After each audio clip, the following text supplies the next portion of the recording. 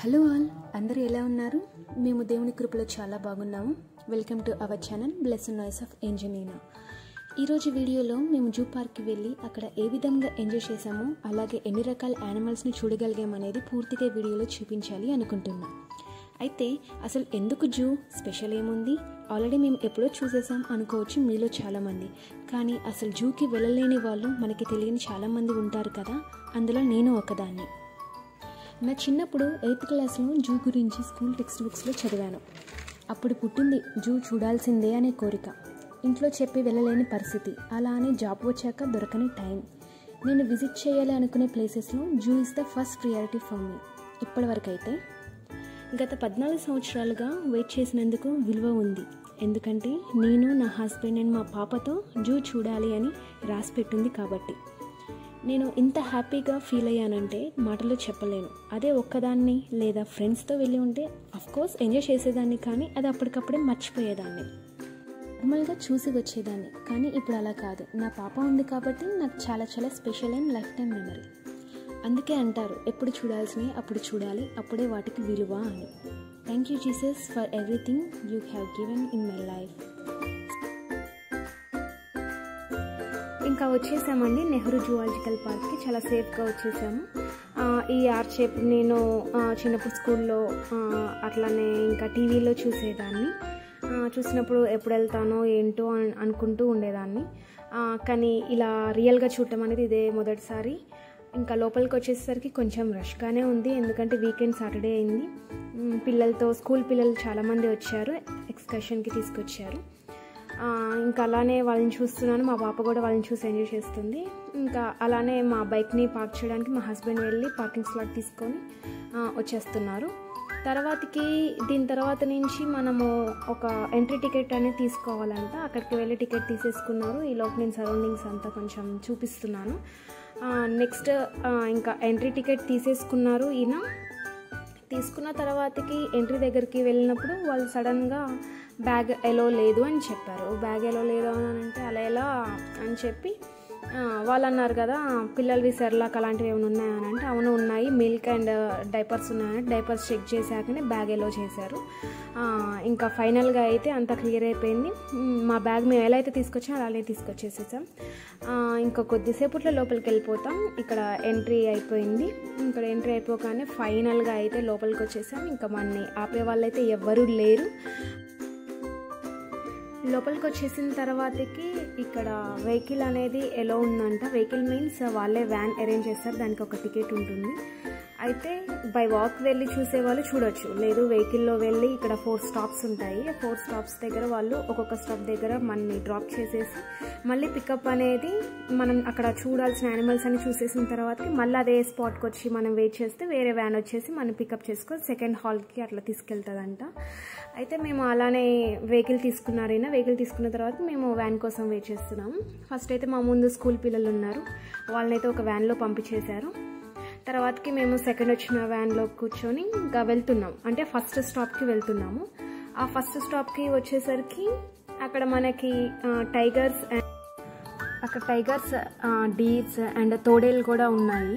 ఇక్కడ చూపిస్తున్నారు కదా, అవి మంకీస్. అవన్నీ అక్కడ మంకీస్ ఉన్నాయి, అవి లాస్ట్లో వచ్చి చూసేద్దాం మనము. ఇదైతే ఫస్ట్ హాల్ట్.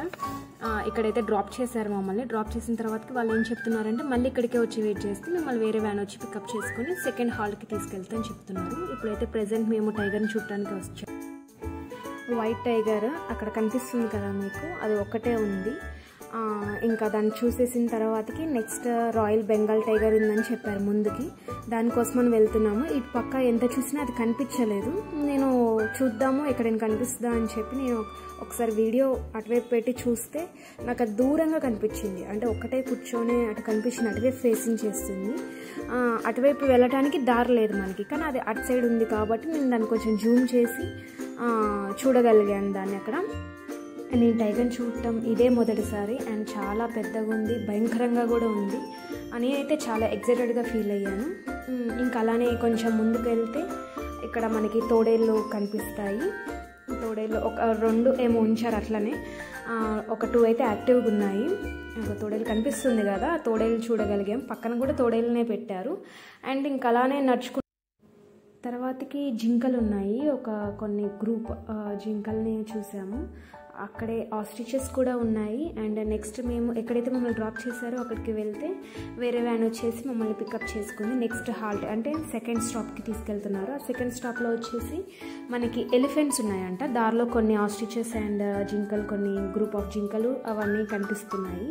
అలానే వెళ్తుంటే రైట్ సైడ్ వచ్చేసి ఫీసెన్స్ మీన్స్ కొన్ని పికాక్స్, రకరకాల ఇవి అడవి కోళ్ళు అంటారు కదా, అలాంటివి అవన్నీ ఉన్నాయి. అవన్నీ మనం లాస్ట్కి చూద్దాము.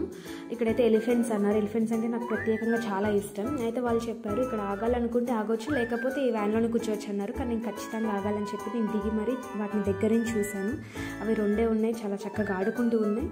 అండ్ నెక్స్ట్ అదే వ్యాన్లో మళ్ళీ వచ్చి కూర్చొని నెక్స్ట్ ఎక్కడ తీసుకెళ్తున్నారంటే సఫారీకి తీసుకెళ్తున్నారు. ఆ సఫారీ ఏంటంటే అదొక టైప్ ఆఫ్ జంగిల్. అందులోకి మనని బస్లో అట్లా తీసుకెళ్తారు with protection only. And entry fee వచ్చేసి 80 రూపీస్ అంట మనిషికి. నాన్ ఏసీ అండ్ ఏసీ ఉంది. మేమైతే నాన్ ఏసీ తీసుకున్నాం. నాన్ ఏసీ అయితే ఇలా మనకి క్లియర్గా కనిపిస్తుంది. ఏసీ అయితే విండోస్ ఉంటాయి కాబట్టి క్లియర్గా గ్లాసెస్లో చూడలేము. అలా లోపలికి ఎంట్రీ అవ్వగానే ఒక అడవిలోకి వచ్చిన ఫీలింగ్, ఎటువైపు నుంచి ఏ జంతువు వస్తుంది అనేది ఫీలింగ్తోనే ఉన్నాము. అండ్ ఇక్కడ కొన్ని గ్రూప్ జింకలు ఉన్నాయి చూసారా. మనకి రావటంతోనే మనకి టైగర్ కనిపించింది. ఆ టైగర్ కూడా కొన్ని జింకల్ని వెంటాడడానికి వెళ్తుంది. అలా వెళ్తుంటే ఇవేం తప్పించుకోవడానికి చూస్తున్నాయి చూసారా. ఇవి వెళ్తున్నాయి, అది అటు పక్క నుంచి వస్తుంది. నిజంగా మనం నేషనల్ జియోగ్రఫీకి ఛానల్లో చూసిన విధంగానే మేము అయితే లైవ్గా చూసాము. ఆ వైట్ టైగర్ అనేది ఆ జింకల దగ్గరికి వస్తుంది వాటి కోసం. మేము ఫుల్ సెక్యూరిటీతో ఉన్నప్పటికీ మేము బయట అడవిలో ఉన్నట్లే ఉంది. ఎందుకంటే అవి అంత దగ్గర నుంచి వెళ్తున్నాయి టైగర్స్. చాలా ఎగ్జైటెడ్గా ఫీల్ అయ్యాము. చాలా బ్యూటిఫుల్గా ఉన్నాయి వైట్ టైగర్స్. ఇంకా అలా వెళ్తూ ఉన్నాము. మొత్తం ఎట్లయినా కొంచెం జంగిల్లో అడవిలో ఉన్న ఫీల్తోనే ఉన్నాము. వైట్ టైగర్స్ అయితే ఎక్కువగా ఉన్నాయి. అండ్ దట్టు మేము ఇంకా వెళ్తూ ఉంటే నెక్స్ట్ బయటకు వచ్చేసాము. ఇంకా సఫారీ నుంచి బయటకు రాగానే నెక్స్ట్ లాస్ట్ స్టాప్ ఏంటంటే అక్కడ ఇవి జిరాఫీస్, రైనోసరస్, హిపోపోటమస్ ఇలాంటి యానిమల్స్ అన్నీ మేము చూడగలిగాము. అయితే ఇంకా అక్కడ కొద్దిసేపు కూర్చొని రెస్ట్ తీసుకున్న తర్వాతకి మేము హిపోపోటమస్ అండ్ రైనోసరస్ చూసేసిన తర్వాతకి ఇంకా వెళ్తూ ఉంటే చిరుతపులి ఉంది అని చెప్పారు ముందు.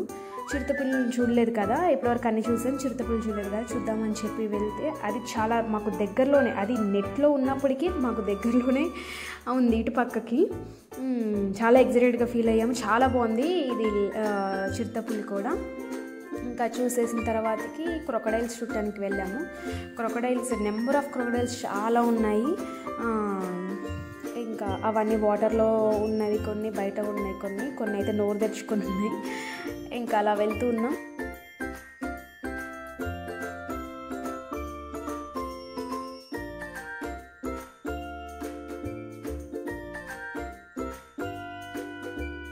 నెక్స్ట్ రెప్టైల్స్ చూడటానికి వచ్చాము.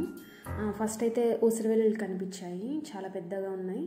అండ్ తర్వాతకి కూడా స్నేక్స్ కనిపించాయి. అన్ని రకాల స్నేక్స్ అయితే ఉన్నాయి. నేనైతే అన్నీ తీయలేకపోయినాను, కానీ స్నేక్స్ అయితే చాలా రకాలు ఉన్నాయి. నాకు తెలియనివి చాలా ఉన్నాయి. ఇదైతే ఇప్పుడు చూసేది కొండ చిలువ అంట, 3 ఉన్నాయి. ఇదైతే బాల్ పైథాన్ అంట. ఇది కొంచెం యాక్టివ్గా ఉంది. రిమైనింగ్ అన్నీ కొంచెం మబ్బుగానే ఉన్నాయి. చాలా జంతువులన్నీ అలానే ఉన్నాయి, యాక్టివ్గా అయితే ఎక్కువ ఏం లేవు. నెక్స్ట్ అయితే ప్యారెట్స్ చూసాము, అంటే రకరకాల పక్షులు అవన్నీ చూసాము. చాలా బాగున్నాయి. అవి మొత్తం సౌండ్ చేసుకుని చాలా యాక్టివ్గా ఉన్నాయి. ఈ పక్షులు అయితే చాలా యాక్టివ్గా ఉన్నాయి.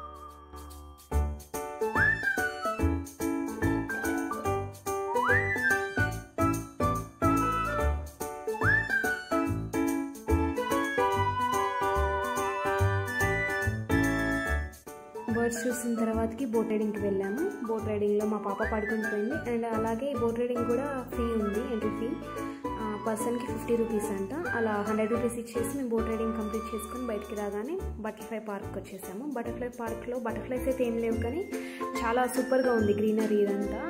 చాలా రకాల మొక్కలు ఉన్నాయి, చాలా బాగా మెయింటైన్ చేస్తున్నారు. ఇంకా బటర్ఫ్లై పార్క్ చూసేసిన తర్వాతకి ఇంకా మేము బయటకు వచ్చేసాము.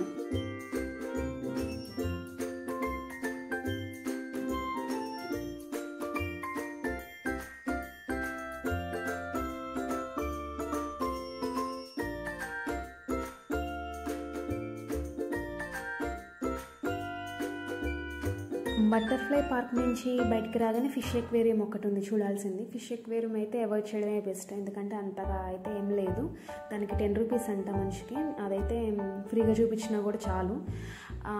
ఇంకా అలా మేము కంప్లీట్ చేసేసుకున్నాం సక్సెస్ఫుల్గా. జూ చూడాలి అనుకున్నాను, చూసేసాను. అది కూడా మా హస్బెండ్ వల్ల. చాలా బాగా ఎంజాయ్ చేసాము. మీకు ఈ వీడియో నచ్చినట్టయితే లైక్ చేయండి, షేర్ చేయండి. అలాగే మీకు ఏ విధంగా అనిపించిందో కూడా కామెంట్ చేయండి. ప్లీజ్ మా ఛానల్ని సబ్స్క్రైబ్ చేసుకోండి, సపోర్ట్ చేయండి. Thanks for watching. Bye bye.